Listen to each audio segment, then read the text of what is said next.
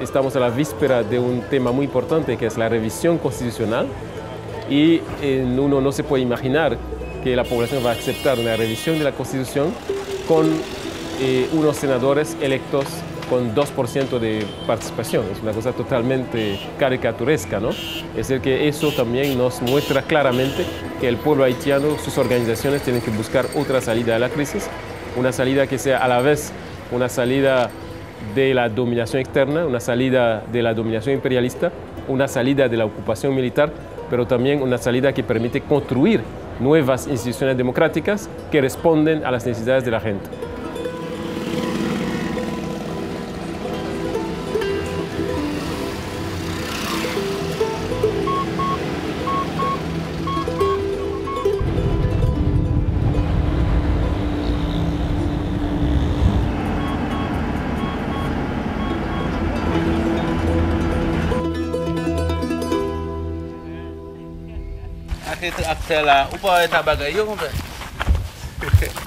Le problème est que l'État haïtien n'investit pas dans l'agriculture paysanne. Les Dominicains donnent à ces paysans l'accès à un certain crédit, à un taux vraiment haut, leur donnent de la machinerie pour préparer la terre et par la suite, ces paysans-là vont vendre leur culture, leur récolte aux Dominicains à des prix non contrôlés. Quand je dis à des prix non contrôlés, ce ne sont pas aux paysans de fixer le prix de leurs denrées, mais plutôt les Dominicains. Ici, nous sommes exactement au nord-est, dans la localité de Ferrier. Ferrier est une grande plaine où, dans le temps, on cultivait beaucoup de riz. Et maintenant, vous pouvez constater de par vous-même que c'est une plaine très riche, mais les paysans n'ont pas accès à l'eau.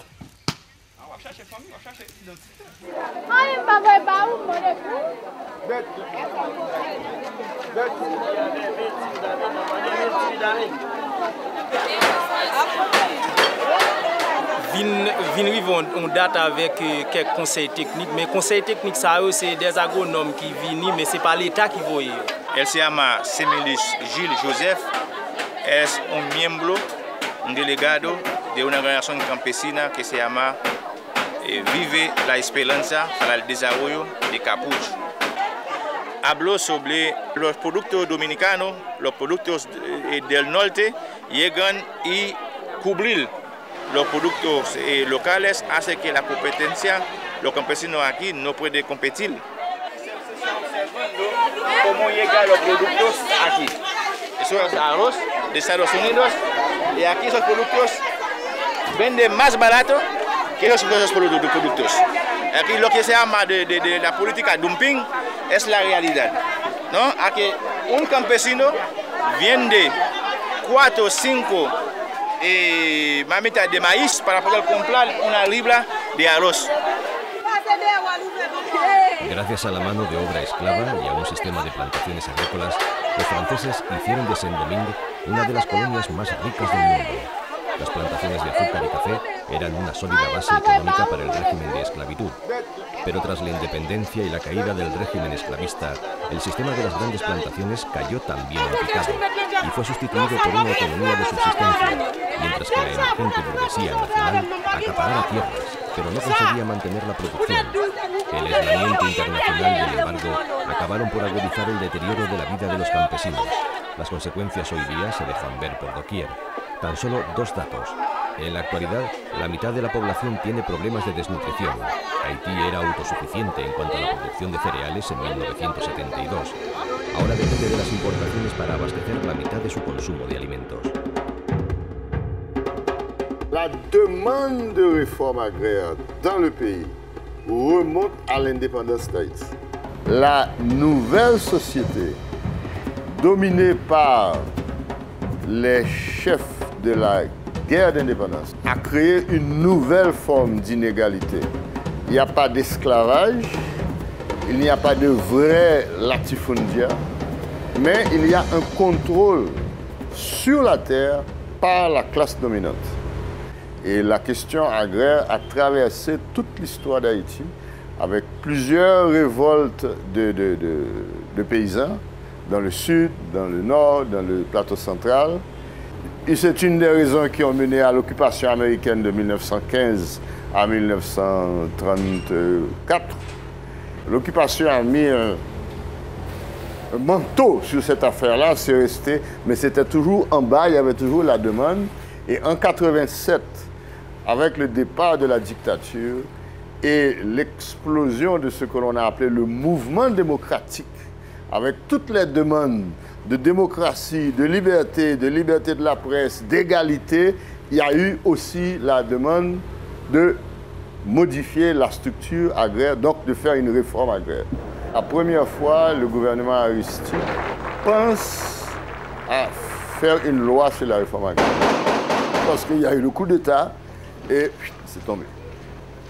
Quand René Préval a été président la première fois et il a lancé une expérience de réforme agraire dans la plaine de la Tibonite, une opération politique pour avoir la faveur des masses paysannes.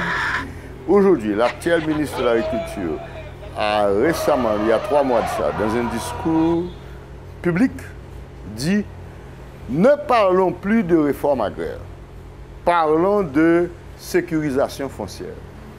Et c'est là qu'on va arriver avec peut-être le nouveau, pas le nouveau mandat, mais la nouvelle orientation de l'INARA.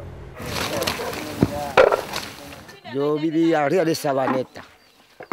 Yo viví aquí con 7 muchachos ahí.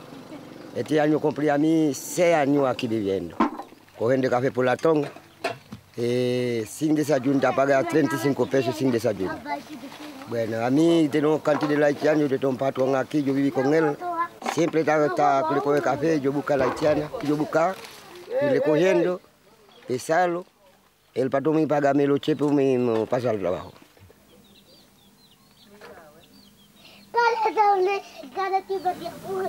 El haitiano viene aquí de manera, diríamos, ilegal. O sea, cruza la frontera, se le paga por día trabajado, si es una labor de limpieza o algo, y si es recolección, por cantidad de volumen recogido. Pero no hay ningún contrato normal, formal ni nada. O sea, ellos hoy pueden estar aquí, mañana dando otro productor y así se van moviendo de finca en finca.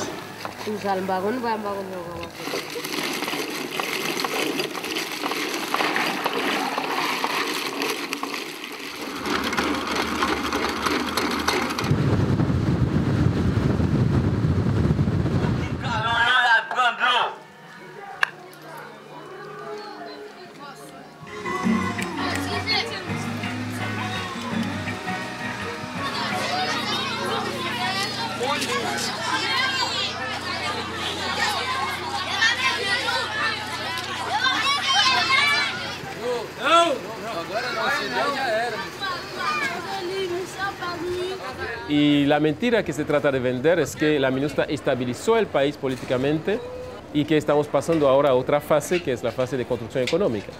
Y el secretario general de Naciones Unidas nombró a un experto inglés, que es Paul Collier, que es un profesor de la Universidad de Oxford. Pasó 4 días en el país y definió una estrategia económica para el país, que por supuesto no tiene nada que ver con el país ni con las necesidades del país, ¿no?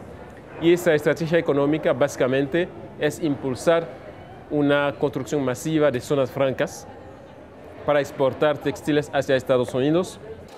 Eso es realmente un insulto al pueblo de Haití, que ya ha vivido una experimentación real de zonas francas en los años 69-70, que conllevó también un debilitamiento de otros sectores productivos, una miseria creciente de los sectores agrícolas, por ejemplo, la caída de sectores de producción de alimentos y una migración masiva de los campos hacia la ciudad, porque la zona franca no crea muchos empleos y son empleos muy frágiles, muy volátiles, que se van cada vez más cada vez que se cambian las condiciones de competitividad a nivel regional o incluso comparación con Asia, ¿no? Con el mercado asiático, ¿no? Ban Ki-moon, secretario general de la ONU, afirma que existen razones para pensar que Haití avanza hacia un futuro de paz y desarrollo. Sin embargo, advierte que el progreso aún es frágil y susceptible a retrocesos, por lo que pide al gobierno del país continuar trabajando en la consolidación de las instituciones y en la lucha contra la corrupción y la impunidad.